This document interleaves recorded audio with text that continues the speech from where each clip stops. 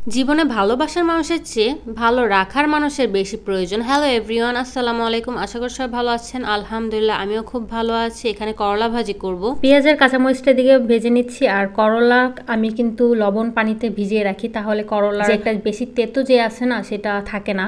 এর জন্য আমার করলা দেখা গেছে প্রায় তেতো হয় না। যাই হোক, এখানে আমি ভাজিটা করে নিচ্ছি। আর আজকে কোনো ঢাকনা দিব না, একদম মিডিয়াম হিটে আমি আজকে করলা ভাজি করবো। আর সবসময় কিন্তু আমি খুব কড়া করে ভাজি করি, বাট আজকে আমি কড়া করে ভাজি করব না, একদম মিডিয়াম যতটুকু ভাজা লাগে ততটুকুই ভাজবো। এখানে আমার এই তো করলা ভাজিটা একদম কমপ্লিট হয়ে গিয়েছে, একদম রান্নাটাই এতটুকুই আমি রাখবো, এর বেশি আর ভাজি করব না।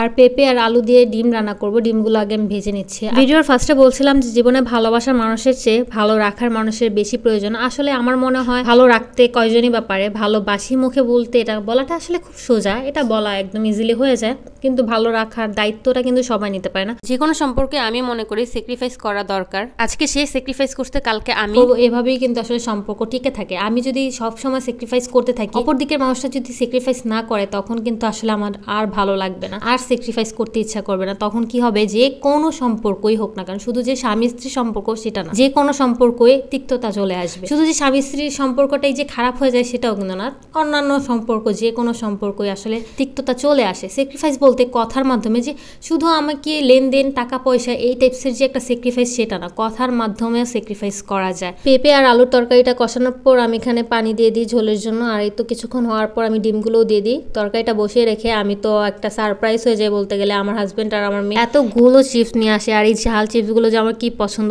এর জন্য ওরা এতগুলো নিয়ে আসে, আমি সত্যি অবাক হয়ে যায়। আর এখানে তো ঠান্ডার ভিতরে একটু আইসক্রিম, আসলে মনটা আমার আরো বেশি ভালো হয়ে যায়। রান্নাটা ওইদিকে শেষ, আমি একটু জিরার গুঁড়া দিয়ে দিব। আর যে চিপসগুলো আমার মেয়ে আনছে সেগুলো আসলে আমি কখনো ওর থেকে আশা করিনি। চিপসগুলো যে অনেক দাম সেটা কিন্তু না, মাত্র 5 টাকা, দামটা কিন্তু বড় না। ওর পাপাকে বলার কারণে ও এতগুলো এনে দিছে, এটাও আমার কাছে অনেক বড় পাওনা। আসলে স্যাক্রিফাইস কি ছোট ছোট জিনিসেও স্যাক্রিফাইস করা যায়, বা দায়িত্ব নিয়ে আমার মেয়ে একটা জিনিস মনে রাখছে, সেটাও আমার কাছে অনেক বড় স্যাক্রিফাইস, যেটা আমি কখনোই আশা করিনি আর কখনো করা আমার মাথায় আসে না, জীবনেও আসে না, ও বড় হলেও কখনো আসবে না। যাই হোক, দুপুরে খাওয়া দাওয়া করার পর বাহিরেও গিয়েছিলাম, তারপরে এসে আবার একটু ফালুদা রান্না করি, কারণ একটা ভাবি আসছিল। রেডিমিক্স ফালুদাটা আমি তৈরি করি, সো মোটামুটি হয়েছে। আর আমি জেলিগুলোও তৈরি করে ফ্রিজে রেখেছিলাম, বাট ইদানিং দেখতেছি যে রাঁধুনি রেডিমিক্স ফালুদার প্যাকেটের ভিতরে যে জেলিগুলো থাকে সেগুলো না কেন জানি ভালোভাবে জমাট হয় না। কারা ইউজ করেন আমাকে একটু জানাবেন। আসলে আমি অনেকবারই ট্রাই করেছি, বা জেলিগুলো আছে সেগুলো না ভালো করে জমাট হয় না। আমি এখানে কন্ডেন্স মিল্ক দুধ দিয়ে দিই, ফ্রিজে ছিল এই জন্য কন্ডেন্স মিল্কের দুধগুলো পড়তেছিল না, তাই একটু টাইম লাগে। আর কন্ডেন্স মিল্কের ফ্লেভারটা আমার কাছে কেন জানি খুব ভালো লাগে, এই জন্য আমি 2-3